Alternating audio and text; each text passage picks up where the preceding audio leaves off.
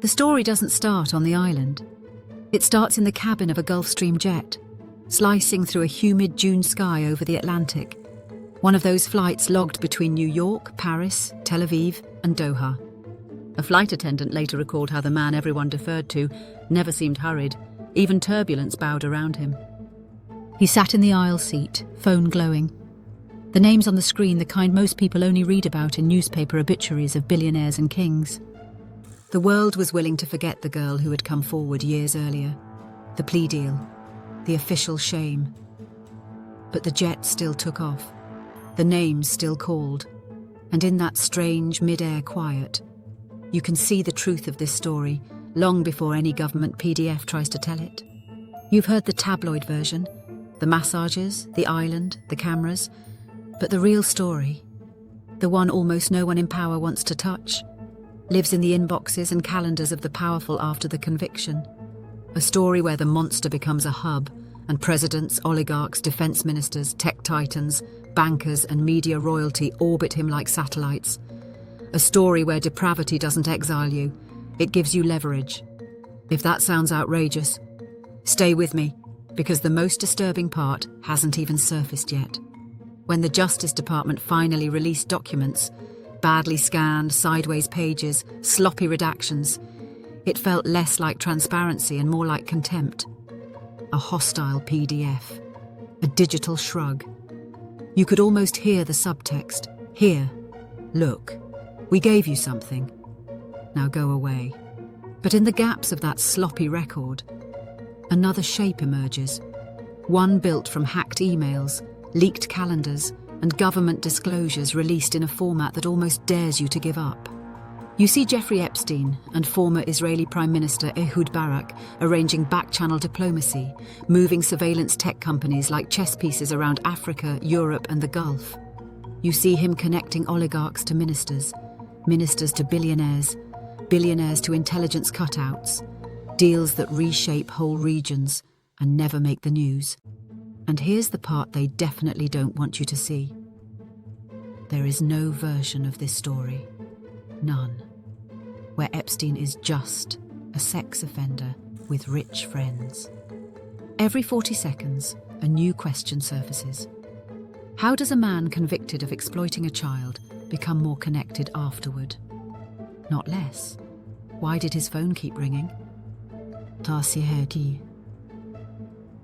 Why did world leaders keep meeting him? And why did every government release avoid the single question that should have been asked first? Was Jeffrey Epstein working with, or shielding, intelligence agencies? When a reporter finally asked that at the White House the reaction was volcanic, rage, deflection, insults, anything but an answer, it was the political version of slamming a door so fast you reveal the thing you're trying to hide. Because here's the truth.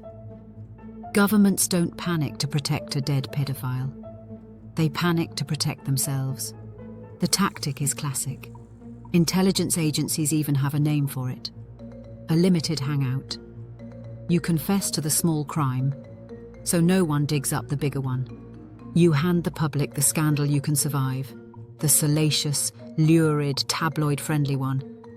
So they stop looking for the systemic one, the geopolitical one, the one that implicates people whose names unlock bank accounts and foreign ministries.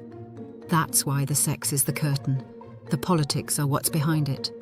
Look closely, and you'll see the outlines of a transnational ruling class, not a conspiracy in the cartoonish sense, but a small mobile club of people so wealthy they treat countries like hotel rooms and laws like decor.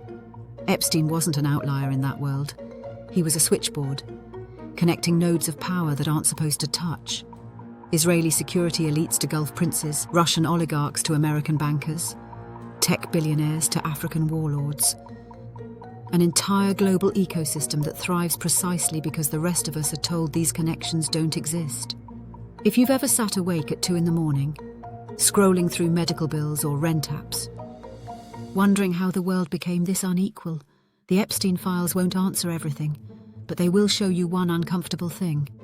You're not imagining it.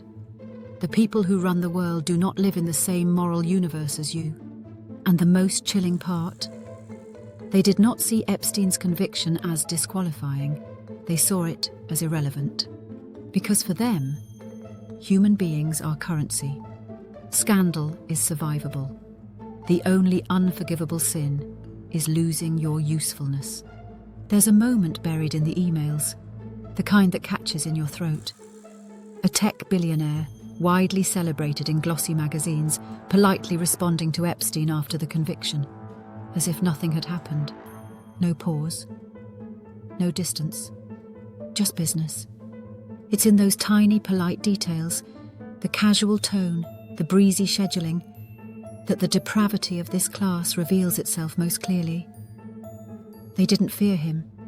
They feared what he knew, what he facilitated, who he connected.